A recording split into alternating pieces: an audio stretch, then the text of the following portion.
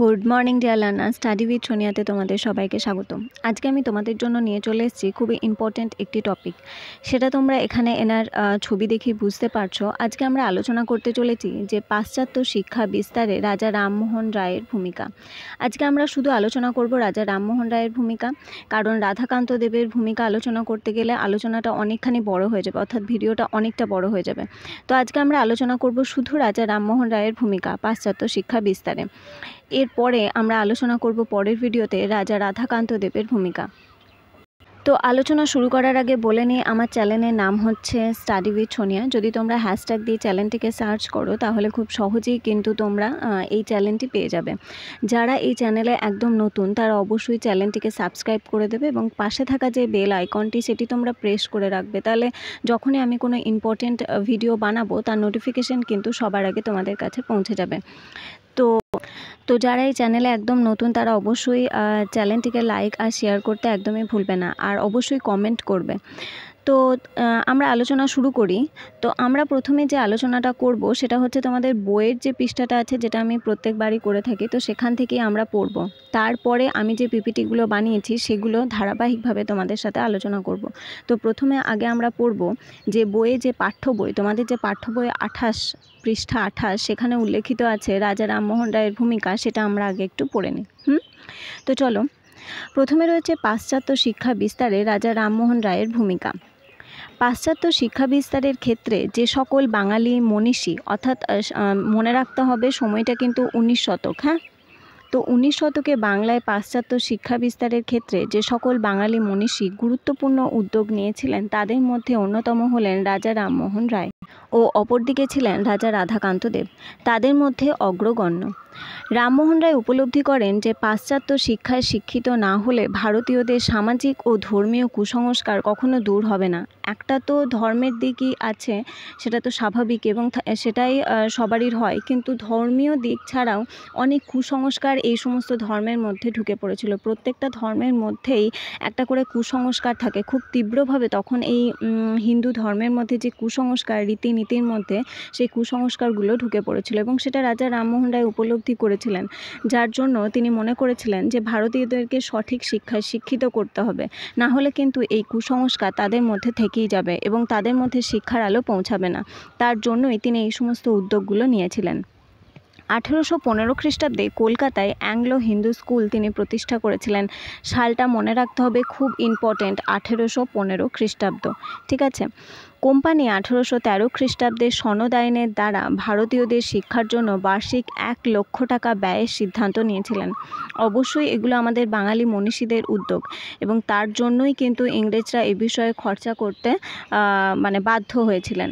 1823 খ্রিস্টাব্দে লর্ড আর্মহাস্টকে এক পত্র কথার অর্থ হলো চিঠি দ্বারা এই অর্থ আধুনিক বিজ্ঞান ও ইংরেজি শিক্ষা প্রসারের জন্য ব্যয়ের দাবি জানিয়েছিলেন কে? এই মহান ব্যক্তিত্বটি রাজা রামমোহন রায়। বাংলায় পাশ্চাত্য শিক্ষার প্রসারের কাজে তিনি ডেভিড হেয়ার, আলেকজান্ডার ডাফ প্রমুখকে নানাভাবে সহায়তাও করেছিলেন। হিন্দু কলেজ যেটা প্রতিষ্ঠিত হয়েছিল 1817 খ্রিস্টাব্দে। আমি তোমাদেরকে বারবার বলে থাকি যে আমি যে ব্রড কোয়েশ্চেনগুলো তোমাদের জন্য নিয়ে আসি তার মধ্যেই কিন্তু প্রচুর শর্ট কোয়েশ্চেন থাকে এবং সেগুলো আমি মেনশনও করে দিই। তবে চেষ্টা করবে তোমরা এই ভিডিওগুলো যখন দেখবে তখন অবশ্যই পজ করে করে এই শর্ট কোয়েশ্চেনগুলো তোমরা বানিয়ে নেবে। নিজেদের খাতার মধ্যে যদি তোমরা শর্ট কোয়েশ্চেনরা একটা করে নোটস বানিয়ে রাখো তাহলে খুব সহজেই তোমরা এই কোয়েশ্চেনগুলো মুখস্থ করতে পারবে পরীক্ষার সময়। ঠিক আছে। তো এই যে সহায়তাটা করেছিলেন রাজা রামমোহন রায় হিন্দু কলেজের জন্য, এটা কিন্তু ডক্টর রমেশচন্দ্র মজুমদার কোনো মতেই সমর্থন করেননি। তো এরকম কোয়েশ্চেন আসতেই পারে যে হিন্দু কলেজ 1817 খ্রিস্টাব্দে প্রতিষ্ঠা যে রামমোহন রায় করেছিলেন তাকে কোন মহান লেখক তা মানেননি বা স্বীকার করেননি, সেটাকে না ডক্টর রমেশচন্দ্র মজুমদার। রামমোহন রায় 1824 খ্রিস্টাব্দে রেভারেন্ড হেনরি ওয়্যারকে এক পত্রে অর্থাৎ চিঠিতে জানান যে বাংলার দুই তৃতীয়াংশ মানুষ কি করেছিলেন না, তারা তাদের সন্তানদের জন্য পাশ্চাত্য শিক্ষাদানে আগ্রহী ছিলেন। শিক্ষার্থীদের মন থেকে সামাজিক কুসংস্কার ও মূর্তি পূজার সংস্কার দূর করার জন্য রাজা রামমোহন রায় 1826 খ্রিস্টাব্দে একটি বেদান্ত কলেজ প্রতিষ্ঠা করেছিলেন। বেদান্ত কলেজ কে প্রতিষ্ঠা করেছিলেন? রাজা রামমোহন রায়। খুব ইম্পর্ট্যান্ট। জেনারেল অ্যাসেম্বলিজ ইনস্টিটিউশন প্রতিষ্ঠায় তিনি আলেকজান্ডার ডাফকে বিশেষভাবে সহায়তা করেছিলেন। এরকম কোয়েশ্চেন আসতে পারে যে জেনারেল অ্যাসেম্বলিজ ইনস্টিটিউশন কত খ্রিস্টাব্দে কাদের উদ্যোগে প্রতিষ্ঠিত হয়? মানে দারুণভাবে মনে রাখতে হবে যে 1830 খ্রিস্টাব্দে আলেকজান্ডার ডাফ এই বিষয়ে সহায়তা করেছিলেন এবং তার সঙ্গে আমাদের মহান ব্যক্তিত্ব ছিলেন রাজা রামমোহন রায়। এবার আমরা যেভাবে পিপিটি বানিয়েছি খুব সহজ উপায়ে, খুব সুন্দরভাবে, তো সেগুলো আমরা সেখান থেকে পড়ে নেব। এই যে পিপিটির মাধ্যমে আমি আলোচনা করছি, এগুলো কিন্তু তোমরা একটা খাতায় নোটস হিসাবে বা নোটস আকারে লিখে নিতে পারো, ঠিক আছে? পাশ্চাত্য শিক্ষা বিস্তারে রামমোহন রায়ের ভূমিকা। রাজা রামমোহন রায় ছিলেন পাশ্চাত্য শিক্ষার অনুরাগী। তিনি অনুভব করেছিলেন পাশ্চাত্যের যুক্তিবাদী শিক্ষা ছাড়া এদেশের মানুষের মুক্তির উপায় নেই। এজন্য এদেশে পাশ্চাত্য শিক্ষা প্রসারে তিনি ইংরেজি সরকারের পক্ষে রায়ও দিয়েছিলেন। ইংরেজরা যে নীতিটি বা গ্রহণ করেছিলেন বা গ্রহণ করার কথা ভেবেছিলেন তাতে তিনি সহায়তা করেছিলেন। ইংরেজি ভাষা শিক্ষা ও গুরুত্ব আরোপ। রাজা রামমোহন রায় প্রথমে উপলব্ধি করেছিলেন যে ইংরেজি ভাষা না জানলে পাশ্চাত্য জ্ঞান বিজ্ঞান ভারতীয়দের কাছে উন্মুক্ত হবে না, কারণ পাশ্চাত্যের জ্ঞান বিজ্ঞান দর্শন সব কিছুই ইংরেজি ভাষায় রচিত, তাই ইংরেজি জানাটা আবশ্যিক। তাই তিনি ইংরেজি ভাষা শিক্ষার উদ্দেশ্যে পাশ্চাত্য শিক্ষা বিস্তারে উদ্যোগ নিয়েছিলেন। এজন্য 1815 খ্রিস্টাব্দে কলকাতায় অ্যাংলো হিন্দু স্কুল নামে একটি ইংরেজি বিদ্যালয় প্রতিষ্ঠা করেন। এই যে অ্যাংলো বানানটি এখানে দেখছো, এখানে জফেলাটি নেই, কিন্তু বইয়ে তোমাদের আছে জফেলা। তো এটা অবশ্যই মাইন্ডে রাখতে হবে, ঠিক আছে? যে বানানগুলোর দিকে একটু খেয়াল রাখতে হবে। এখানে হয়নি, প্রিন্টটা হয়নি, কিন্তু বানানটা হবে এরকম, জফেলা হবে, ঠিক আছে? একটি ইংরেজি বিদ্যালয় তিনি প্রতিষ্ঠা করেছিলেন। এবার প্রশাসনিক উদ্যোগ গ্রহণ। 1813 খ্রিস্টাব্দে সনদ আইন অর্থাৎ চ্যাটার অ্যাক্ট ইংলিশে বলা হয়, তো ভারতীয়দের শিক্ষার জন্য বার্ষিক 1 লক্ষ টাকা ব্যয়ের সিদ্ধান্ত নিয়েছিল, অর্থাৎ বছরে 1 লক্ষ টাকা দেওয়া হবে। কিন্তু এই টাকা প্রাচ্য না পাশ্চাত্য কোন খাতে ব্যয় হবে তা নিয়ে একটা বিতর্ক দেখা যায়। স্বাভাবিকভাবেই তখনকার মধ্যে পুরনো শিক্ষা এবং নতুন শিক্ষার মধ্যে একটা বিতর্ক ওঠা অর্থাৎ তর্ক ওঠাই স্বাভাবিক। রাজা রামমোহন রায় পাশ্চাত্য শিক্ষার পক্ষে মত দিয়েছিলেন এবং 1823 খ্রিস্টাব্দে লর্ড আর্মহাস্টকে দেওয়া পত্রে অর্থাৎ চিঠিতে তিনি জানান যে এই অর্থ পাশ্চাত্য শিক্ষা অর্থাৎ বিজ্ঞান ও ইংরেজি শিক্ষা প্রসারের জন্য ব্যয় হোক। তার উদ্দেশ্য সব সময়কার জন্য সঠিক ছিল। বুঝতে পারছো, তিনি ভেবেছিলেন যে এই ভারতীয়দের মধ্যে এতটাই কুসংস্কার রয়ে গেছে এবং তারা ইংরেজি শিক্ষায় সঠিক অর্থে পারদর্শী নয়, তাই ইংরেজরা আমাদেরকে দমন করে রাখতে পারছে।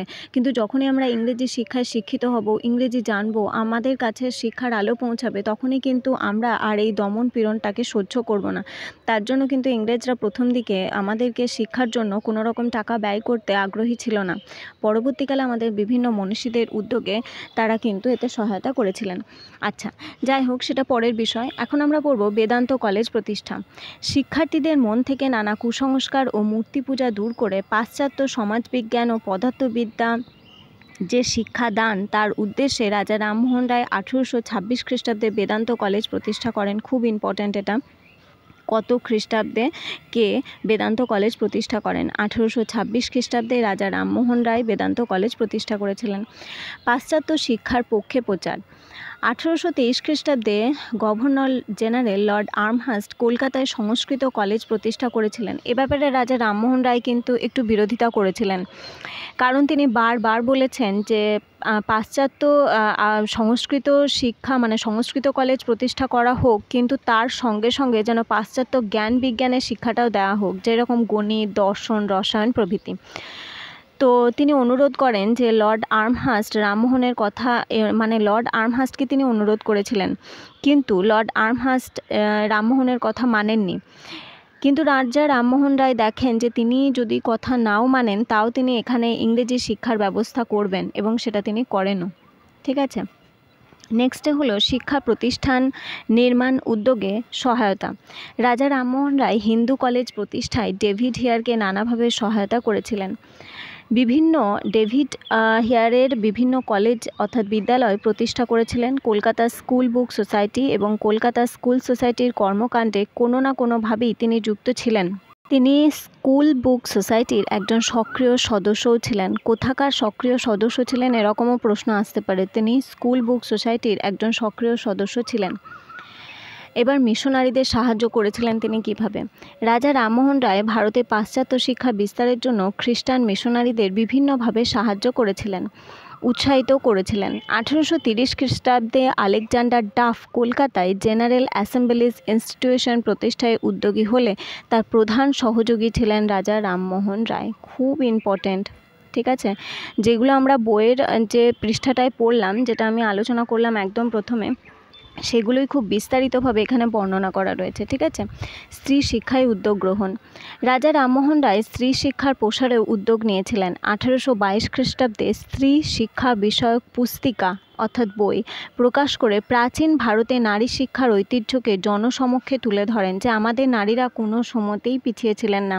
মাঝখানে একটা সময়ে অন্ধকার নেমে এসেছিল ঠিকই, কিন্তু আমাদের পুরনো সময় থেকে অর্থাৎ ঋগ্বৈদিক সময় থেকেই কিন্তু নারীরা বিভিন্নভাবে এগিয়েছিলেন এবং প্রচণ্ড শিক্ষার আলো তাদের মধ্যে পৌঁছেছিল। তারা একটা বিখ্যাত যুক্তিবাদী এবং মহান নারী ছিলেন, তাদের মধ্যে গার্গী, অপালা প্রভৃতি।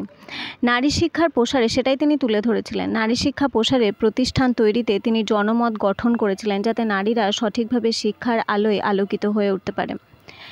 এবার উপসংহার। স্বাভাবিকভাবেই পাশ্চাত্য শিক্ষা বিস্তারে রাজা রামমোহন রায়ের ভূমিকা ছিল অনস্বীকার্য। তার দক্ষতা, শক্তিশালী দূরদৃষ্টি, পৃষ্ঠপোষকতার জন্য সমকালীন ভারতের প্রতিকূল পরিস্থিতির মধ্যেও পাশ্চাত্য শিক্ষার কার্যক্রমগুলো তিনি চালিয়ে নিয়ে গিয়েছিলেন, অর্থাৎ এগিয়ে নিয়ে গিয়েছিলেন। এজন্য তাকে নবভারতের অগ্রদূত বলেও অভিহিত করা হয়। এই কোয়েশ্চেনটা দারুণভাবে ইম্পর্ট্যান্ট, তোমাদেরকে অনেকগুলো নাম দিয়ে দেবে, রাজা রামমোহন রায়, রাধাকান্ত দেব, ঈশ্বরচন্দ্র বিদ্যাসাগর, এরকম অনেকে। তো 4টা অপশনের মধ্যে এরকম দিতে পারে যে নবভারতের অগ্রদূত এদের মধ্যে কাকে বলা হয়।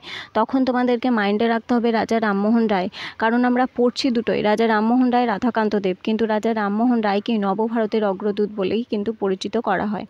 তো আজকে আমরা এই আলোচনাটা করলাম যে রাজা রামমোহন রায় সম্পর্কে, যে পাশ্চাত্য শিক্ষা বিস্তারে রাজা রামমোহন রায়ের ভূমিকা।